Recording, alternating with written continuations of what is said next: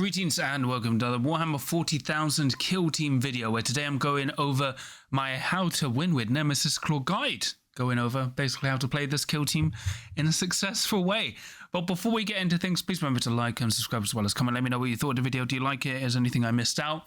Remember, I've got a Discord you can check out in the episode description below, an affiliate link on my games, and a Patreon if you want to give me some more support as well. But let's get on with the video. So who are the Nemesis Claw? They're a 6 operative elite kill team of Night Lords Chaos Space Marines. They were released in Nightmare, which is the Season 3 box. So about 3-4 months ago. If you want a more in-depth review, check out my video review of the kill team, where I'm basically not going to go over the full kill team, but just the tips and tactics and the key things that you need to be successful with the Nemesis Claw. So for the Nemesis Claw strengths, all operatives have at least 12 wounds with a 3-up save. It's your standard elite footprint, but that can still be really good, especially when you're being shot at a lot. You have access to consistent and easy rerolls for both shooting and melee, because you have the Black Hunt strategic ploy, which until the end of the turning point, every time you fight or shoot against an operative that has fewer than any of their starting number of wounds, you get to reroll an attack dice, which is actually very consistent with this kill team. And a lot of people forget it doesn't just apply to combat, it's shooting as well. You have amazing melee power. You have very, very, very good melee operatives who could basically put out a minimum of 4 damage and average actually out around 5. So you have very good damage output with a lot of good close combat abilities. You can efficiently double fight or double shoot because you have Nightmare Manifest. So for a single CP, you can either do 2 fight actions or 2 shoot actions. And because that's combined, you can now be quite unpredictable. And if you've gone with a mix of operatives, now you can suddenly either double fight or double shoot. And even normal operatives, the double shooting is limited to bolt weapons. But all of a sudden, even having a normal Chaos Space Marine walk up and then, or charge, fight, but yeah, doing 2 shoot actions even with a bolt pistol can be surprisingly reliable. You have access to 4 deploys with Out of the Darkness, which for 1 CP, which you can do up to 3 times because it's before the start of the game, it lets you perform a free normal move with Fly for up to 4 inches. So suddenly you can have 1 to 3 Chaos Space Marines moving up the board for 4 inches with Fly, which is very, very good on open. And it's okay on Into the Dark, because effectively if you're moving 4 inches, you're moving up a whole square of the board, which is really good. You can do a free charge or dash after a melee kill. So once again, this is with proclivity for murder. So after you incapacitate an enemy operative with an engagement range, you can either do a free charge of blue or just a free dash action, which is very, very good. It kind of turns you into a pseudo Khorne legionary team, because Khorne can do the same thing. So you get that built in as a once per turning point ability, which is really good. You also have Vox Scream, which is incredibly powerful now. So the main thing is it's actually been errated to be changed to, it's changed the 2nd and 3rd sentence to read now: your opponent cannot activate the operative until you have had a turn to activate a ready friendly operative or perform an overwatch. If there are no other ready enemy operatives, this tactical ploy has no effect. So what Vox Scream does now, it's still a tactical ploy, 1 CP, and it costs an extra CP every time you use it. So the next time will be 2, the 3rd time will be 3. But what it does, it can stop someone from activating, even if they're GA2. You pick someone that they're going to be a part of that GA2 because they have to declare both, and then you stop one. But it also works for abilities that allow other people to group activate without calling it group activate. A very powerful thing is like something you have to warn your opponent. It shuts down abilities like a worthy cause, because your opponent still spends 2 CP, but then they just can't use it because you spend 1 CP to turn it off. So Vox Scream is just so powerful, because if you've won initiative and let's say you've popped double fight, you charge, kill 2 of the enemy operatives, and they go like, okay, you've killed my plasma and like my other melee operative, I'm going to activate my melter. Then you Vox Scream the melter, and then they have to activate something else. And then if the melter is within your range, or it can hurt the operative you outfit, you take them out, and all of a sudden they've lost 3 big threats. And when you've surgically removed those 3 threats before being counterattacked, all of a sudden it can just massively swing the game. And Vox Scream is so... There's so much I could go into Vox Scream. It's a very matchup dependent tool, because it can be very, very insanely crippling depending on your opponent. But in general, it's really powerful, because also if your opponent only sets up one way to engage with you at the end of the turning point, at the start of their activation for the next turning point, you Vox Scream that, and now you can just kind of be very aggressive. So Vox Scream is so good.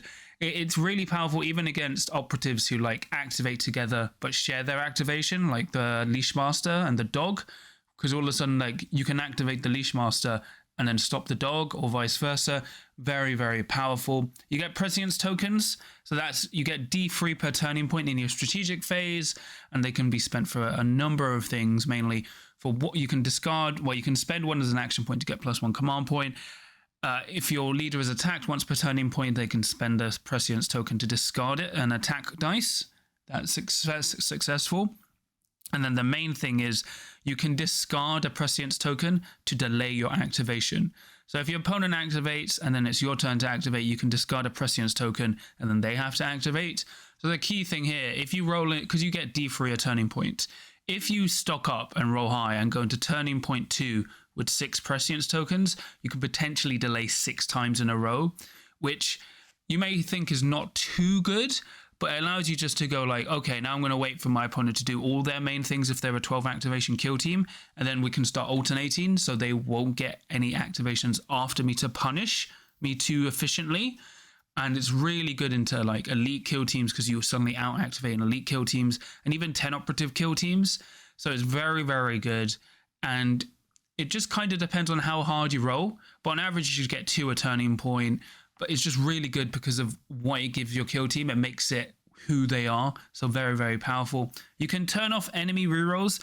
So you have skin as an equipment point, basically. So flayed skin for 2 equipment points. Enemy operatives within blue of operatives with flayed skin can't do any rerolls, which is amazing. The only other kill team that can do this is Exaction Squad, but their range is red instead of blue, but still very, very good. And because you can kind of aura it around operatives, because you can't take Flayed Skin and Grizzly Trophy, but it's just a really good way to oppressively shut down rerolls because so many kill teams have rerolls. And if you're just hiding in melee, could just turn off all of that. You have access to 3 out of 4 of the core tag-up archetypes. So you have Seek and Destroy, Infiltration, and Recon. The only thing you're missing is Security, but you don't really miss Security. The fact that you basically can pick those 3 is really, really good. Having access to 3 is just great. Then you've got in Midnight Clad. So in Midnight Clad is pretty good. So basically, if you have a conceal order, you're more than 6 inches from enemy operatives, and you are within black of heavy or light terrain, or are partly under a vantage point. No, you don't have to be behind a terrain feature, you can be in front of it. You basically count as being obscured, which means you can't be shot, which is very, very powerful. Very, very good for safely moving up the board turning point 1, and even staying safe turning point 2. You're able to move enemy operatives with the Ventriloquy, which is an incredibly powerful ability. So you can only make an operative dash once per game, but being able to dash them into the open, off an objective, is so, so powerful, and it works as long as you're within red of that operative. Just really, really good. And they are the best elite kill team in the game. Mainly because of prescience tokens, because you start out-activating elite teams that you have the same number of body as. So you can just wait and then just go like, okay, I've seen what you can do, now I'm just going to do all of that.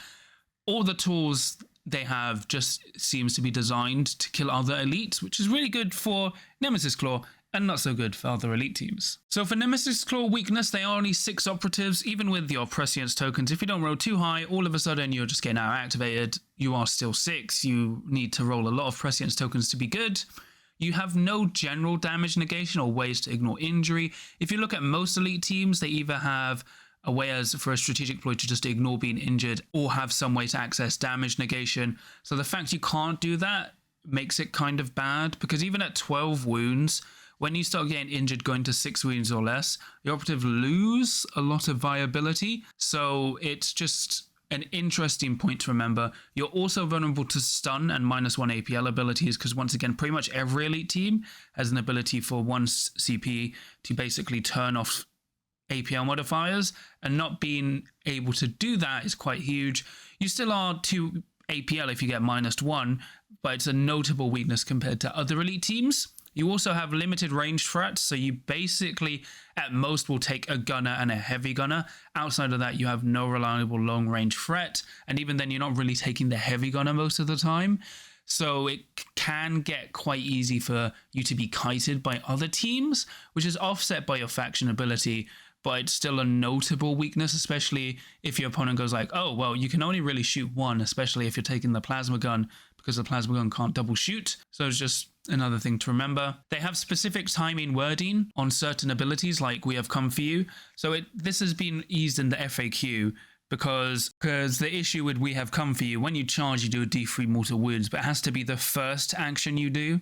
So you have to remember you have to charge first, then you can do like mission action, shoot, whatever. Well, you know what I mean. Charge, fight, then shoot, or charge, mission action. But if you do shoot, charge, then fight, we have come for you doesn't work. So you have to remember the sequencing in that, because then if you've paid to do D3 mortal wounds, you have to remember how to actually use it. Prescience tokens can also be unreliable if you only roll one per turning point a game, like every game, every turning point a game, you, instead of getting potentially 12 prescience tokens, you only get 4, and having 4 is quite limited, because you then decide, do I save it to try and delay activations, or do I just spend it once a turning point to get +1 CP, or does that mean now my leader can't use it to discard an attack dice when he's targeted for an attack?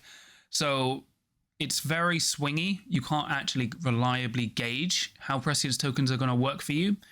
They are weak versus teams that ignore obscuring. Your faction ability makes you obscured, and a lot of shooting teams at the moment have ways to ignore obscuring, so it's not exactly too great. And even then in Midnight Clad, it's only really useful against shooting teams. If you're playing into melee teams, it doesn't really do anything.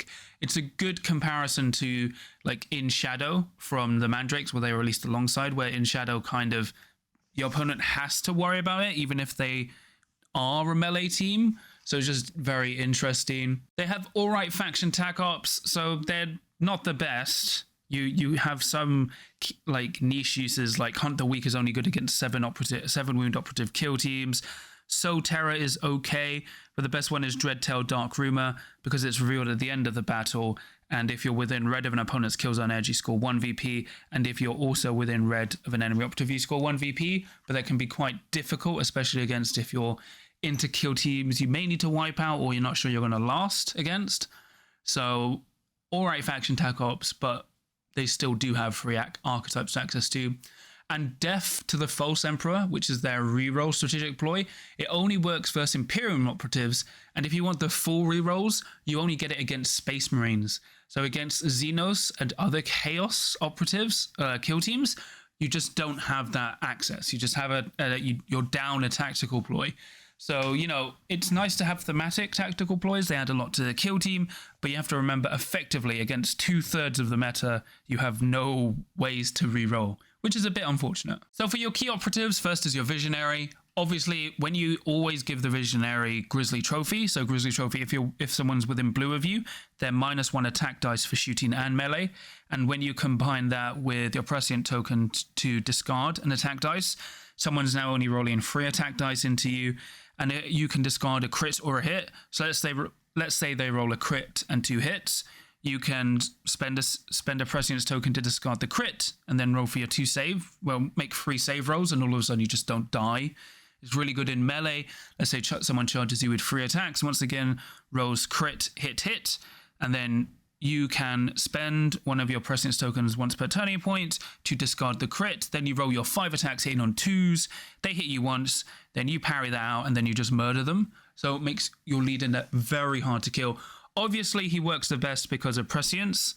So once again, he gives you, if he's not within blue of enemy operatives, he gives you +1 command point. But remember, if your Visionary dies, you lose access to Prescience. So you need your Visionary alive because he gives you everything.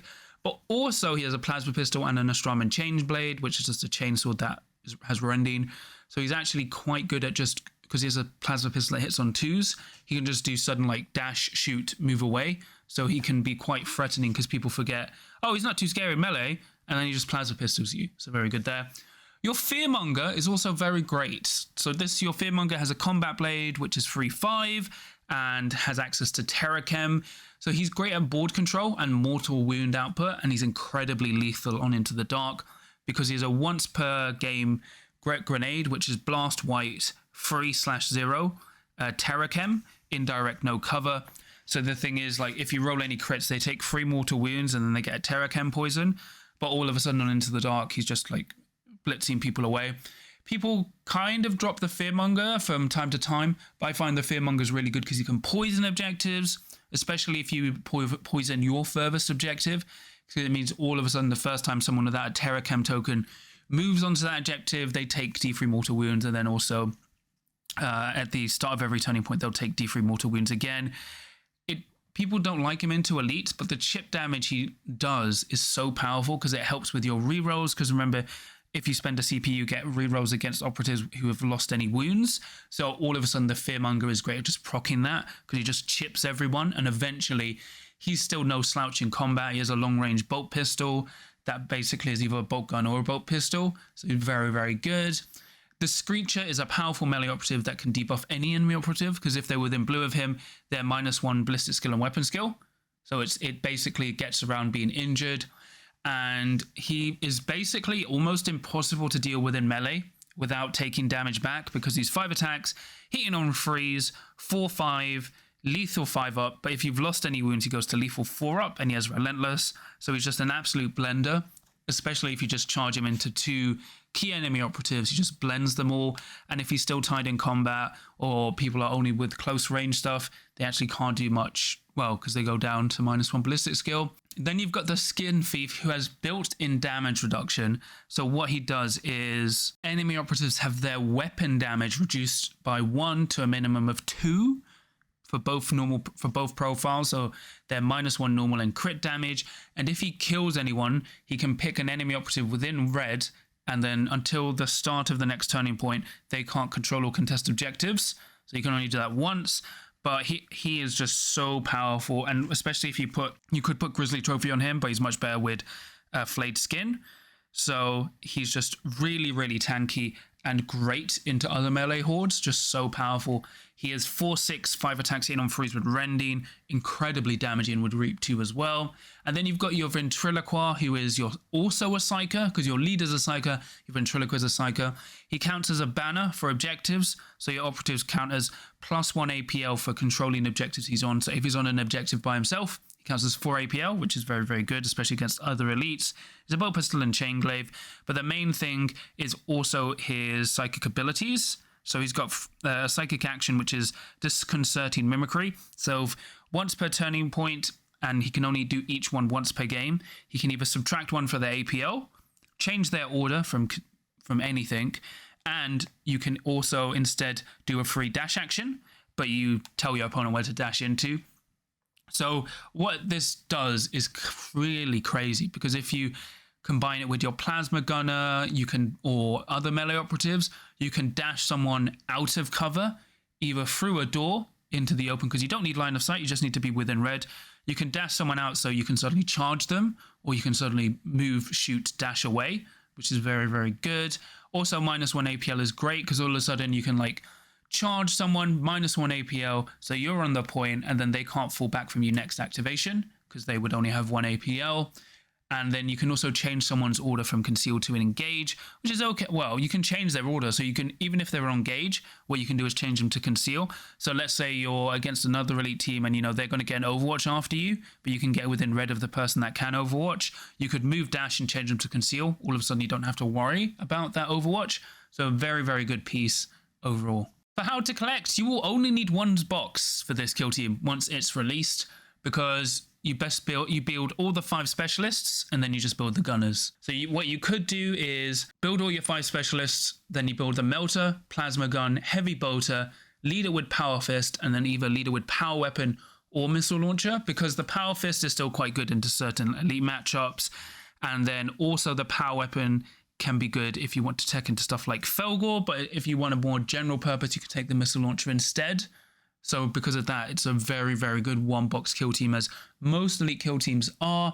You can also be converted or kit bashed quite easily. Like as you can see in the picture, I converted mine with the new Mark III Horus Heresy Chaos Space Marines, just with the heads and arms and some minor conversions to use the Nemesis Claw kits. But even then, I've seen people kit bash them from other ways.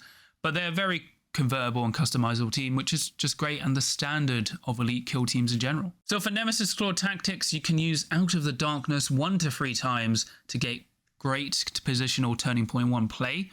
Because remember, because it happens before the start of Turning Point 1, it isn't bound by the normal rules of strategic ploys and tactical ploys, so you can keep spending it as long as you have CP, so you can spend up to 3 times. Really good on open, where you can just like move into places where you can set up safely, but also great on Into the Dark, because suddenly you can move up and get on doors. And also if you're playing Beta Decima, you're closer, like you can just literally dash onto the, well, move 4 inches onto the gantry with fly, and then start pressuring the opponent. Very, very good, especially when combined with stuff like the Fearmonger, because all of a sudden, if your Fearmonger can play quite safe, your Fearmonger can move up 4, then move and dash onto your opponent's objective, or like move onto your opponent's objective, poison and dash away. So the moment they moved on, the opponent moves on to their furthest objective, they can go and get it, but then just suddenly start getting chip, which is very good. But you have lots of freedom with that, and depends how much you want to invest in it. Then you can safely move up Turning Point 1 via Midnight Clad. What a lot of people forget is you don't have to be behind cover, you just have to be within an inch of heavy or light cover, or even under a vantage point. And as long as your opponent doesn't get within 6 of you, well, we're in red, and doesn't have a way to ignore skewing, you just can't be shot. So it's very, very, you can be quite aggressive with this if you're brave, but it allows safe movement up the turn. Using prescience tokens, so once again, it depends on the number you've rolled. So let's say you only rolled 1. If you're trying to go like, okay, I don't really need to delay my opponent too much next turning point, I'm going to spend this now to get +1 command point. So then going into the next turning point, I've either got 6 command points or 4 command points or 5 command points, which is just gives you lots of resources to play around with. But all of a sudden, let's say you're into a horde team and you've rolled 3 prescience tokens, you're going to go, actually, you may want to hold on to all of them. So going into turning point 3, you either go with 4 or 6 prescience tokens. So it's all about how you gauge them and what opponent you're into, because even other elite opponents, you may just go like, oh, you know, I may actually want to save this 1 prescience token to that I've only rolled turning point 1 to get +1, so when I go into the next turning point, I can activate them, and then I can play quite aggressively with my leader, because then I can use his discard ability. Or you can just go, actually, I'm just going to spend it now to get +1 CP, and then go into the next turning point, either get even if I get a single prescience token, I'll just use that to delay or get another CP. So just how you read your opponent and the game.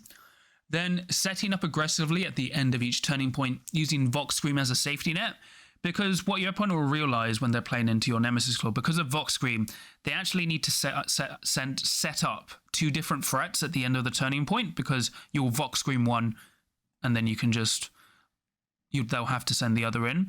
But if you win initiative, you kill one of their alpha strikes and then you Vox Scream the other. So all of a sudden now your opponent actually has to set up 3 different ways to engage with you at the end of the turning point for the next turning point, and that can be actually move them out of position, so you can quite aggressively move up with Vox Scream.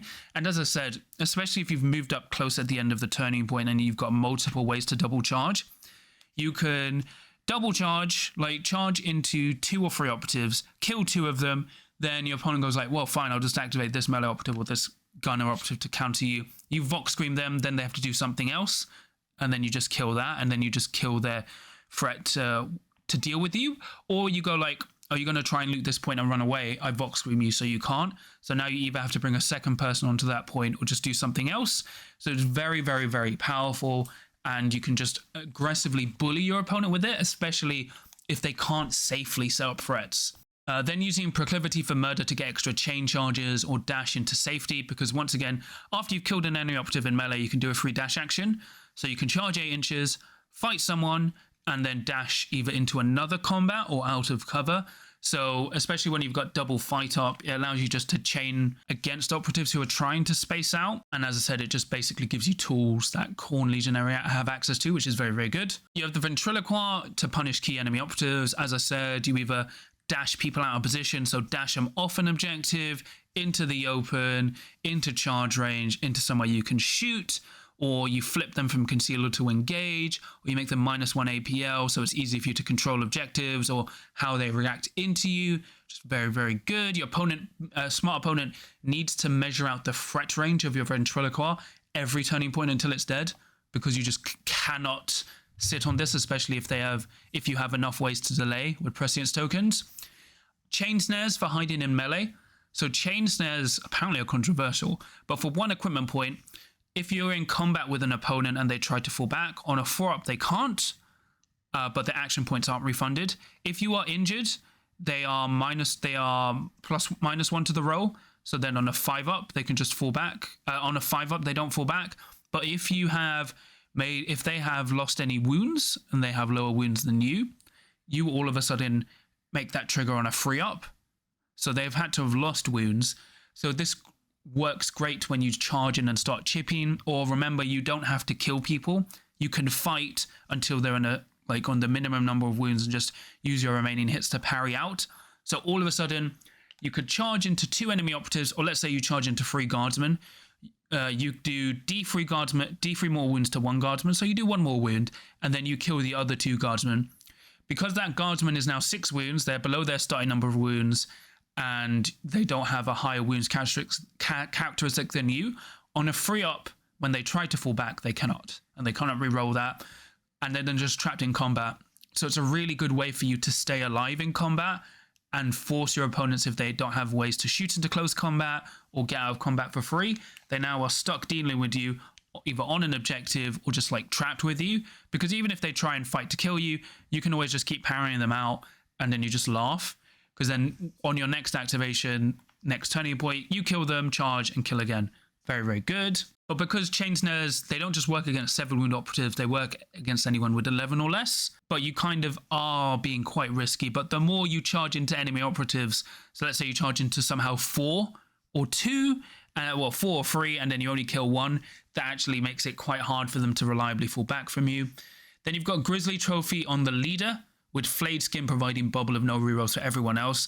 So once again, as I explained, with your leader's ability to discard prescience tokens, they become harder to deal with, harder to kill, and you can have, even though an operative can't have Grizzly Trophy and Flayed Skin, because they both have a bubble of blue, or like a radius of blue from that operative, you can have 2 operatives covering each other to provide the same effect. So if they're within an inch of each other or base to base, you can overlap the auras of -1 attack and then also no rerolls. So you can make a very, very hard bunker for your opponent to deal with. Or as you charge up, if you can just hide in combat or get into positions where you can set up, your opponent just goes like, oh wow, I can't deal with this, I have to run away and shoot. Then you've also got Dreadtail and Dark Rumor. As I said, even though it's all right, it's actually pretty good if you're confident in playing how the kill team works. Because like generally you're going to go rob and ransack, routes, but you could also go route, eliminate guard, and then this objective. So your opponent's trying to play for rob and ransack, and then all of a sudden you just go, cool, I'm within red of you and within red of your kill zone edge. I get 2 victory points at the end of the game because you reveal it at the end. So it actually become quite a mind game, especially if your opponent thinks you're being predictable and just picking rob and ransack. So very, very good there.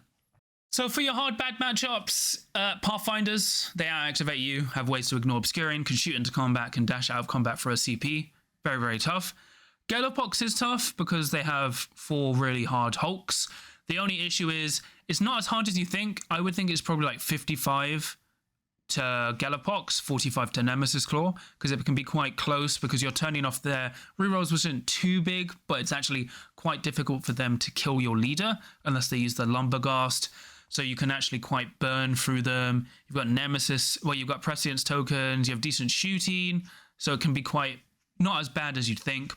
Blooded is just a bad matchup because they are great into elites. They can shoot into combat for a CP across the board. They have lots of tools to deal with you, even though they're a 7-wound team. Kazakin, because they now have a way to ignore obscuring. And obviously, if you don't roll hot on your prescience tokens, they can quite quickly shoot through you. Halfkin Salvager, because they can have 2 sources of ways to ignore obscuring. They'll take the locator to potentially stop your basically forward deploys, so it can be quite difficult, especially now with the damage negation and their leader just a scratch ability. So you have to be very, very careful into Halfkin Salvager, especially with their plasma knives as well and their ways to force crits. Inquisitorial Agent, they're a very powerful 12 operative kill team, and remember, once per game they can spend a CP to stop your Vox Scream, and also like, you know, your ways to dash charges into other combats after kills.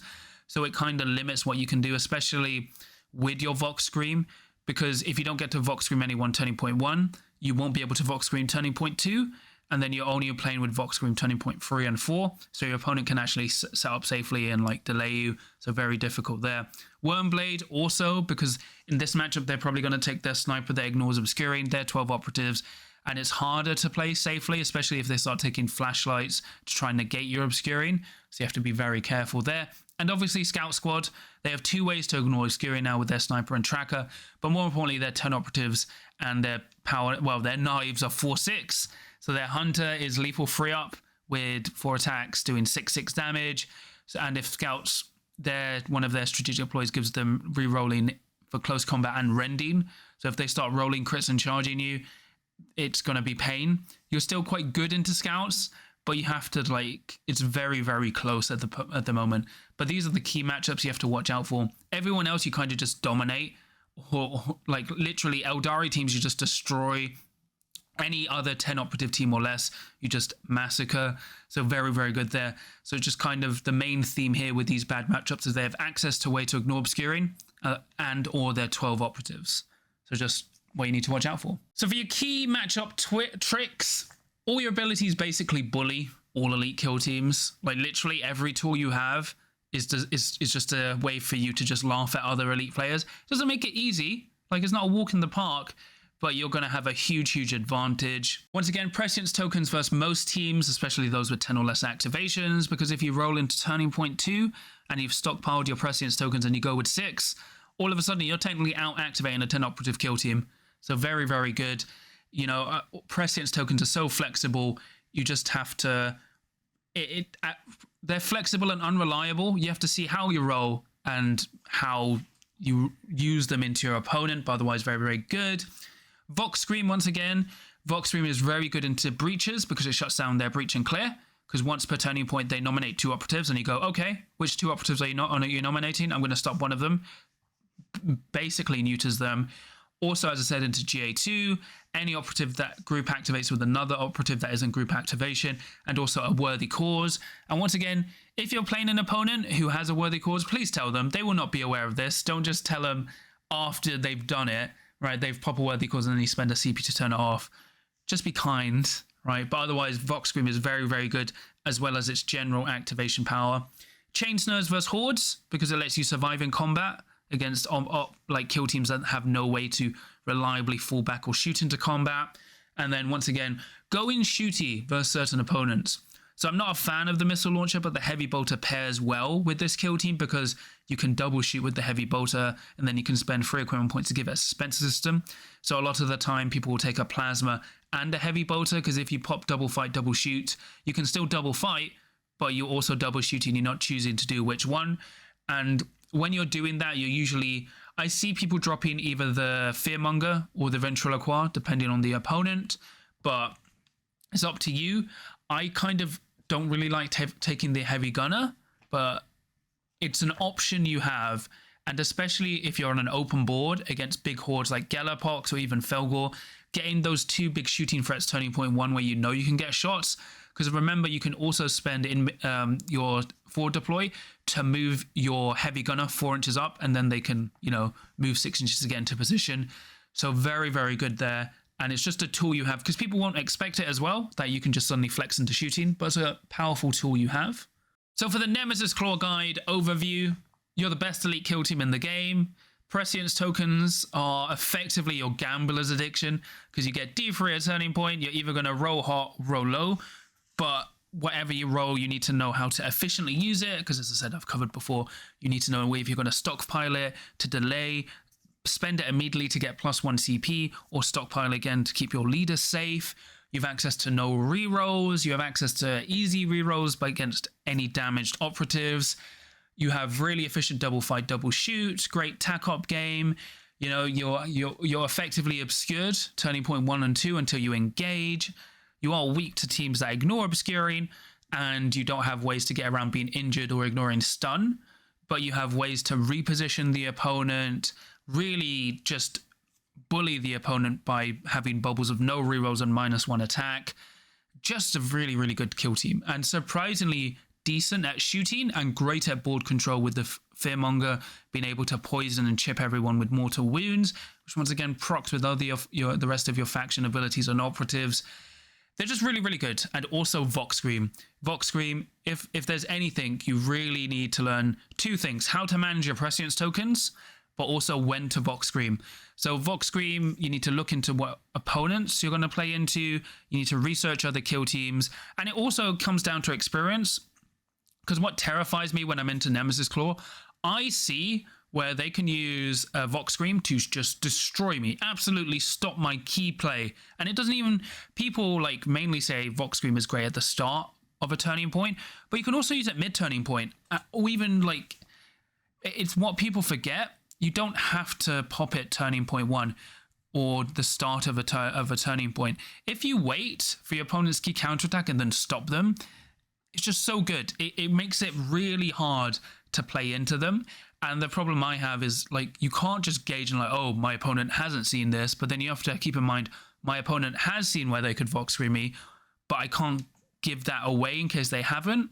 If you know how to use Vox Scream efficiently, you can just bully people. Remember, it just shuts down stuff like a worthy cause. Like, breaches just hate you. It's so good. Like, another thing into Star Striders, if they spend a command point to group activate 2 armsmen, you can go like, I'm going to stop your Void Master, you can activate your armsman, and then all of a sudden they go like, ah, damn. You don't have to remember it goes up by a command point each time, but in my opinion, it's worth every command point. It's so good. And then you have also other tricks like hiding in combat with chain snares. Hiding in combat in general is a tough thing you need to learn, because there are situations where you actually would rather not kill. Like, you charge into an enemy operative, you lower them down to enough wounds to just stay there. It doesn't give you advantage that turning point, but it gives you advantage going into the next turning point, because now you can stage up safely for turning point 3 and 4. So you kind of have to judge where you may go into scenarios where you will actually not go ahead on the primaries, that turning point, but it will allow you to go ahead in further turning points. Like, the big risk with elite teams in general is people overplay to go 3-3 turning point 1, where it's absolutely fine. You go in 2 primaries turning point 1 and then play your opponent getting 4, because you'll be able to swing that next turning point, especially with this kill team with access to prescience tokens and Vox Scream. But you have so many tricks and tools, like, you know, once again, you're killing someone and then dashing free to get a free, or charging 3 inches to get an extra charge and combat. You have so many tips and tricks. You just kind of have to practice and remember it all. But also, there's a very efficient kill team to pick up, because once it comes out, it'll just be a single box kill team. You won't really need to buy anything else, and they're just fun to play. They're very thematic, just really, really great. And the good thing is they're easy to play, but once you learn all of their tricks and how they interact with other kill teams, they can be incredibly oppressive and tough to deal with. So I really like how that works. But that's pretty much it from me today. Please remember to like and subscribe, as well as comment. Let me know what you thought of today's guide. Do you like it? Is there anything I missed out? Let me know. And remember, I've got a Discord you can check out in the episode description below, an affiliate link at Emma Games, and a Patreon if you want to give me some more support. And I'll quickly thank my patrons, because this was technically a Patreon requested video. They wanted more guides. It's not Inquisition. Yeah, I need to play more Inquisitor agents, but I'll quickly shout out my patrons. So for my adepts of the crit, I have Willax, Turn Zero Gaming, Tom, Supercow, Sam, Nick, Mr. Meatwad, Mercenary Q, Lucas, John Thomas, Graham, Freeman Go, Dave Meets World, Dad of Goldens, Chris, and then for my veterans of the crit, I have Samja. So thank you so much for all your support. It really means a lot to me. It helps support the channel.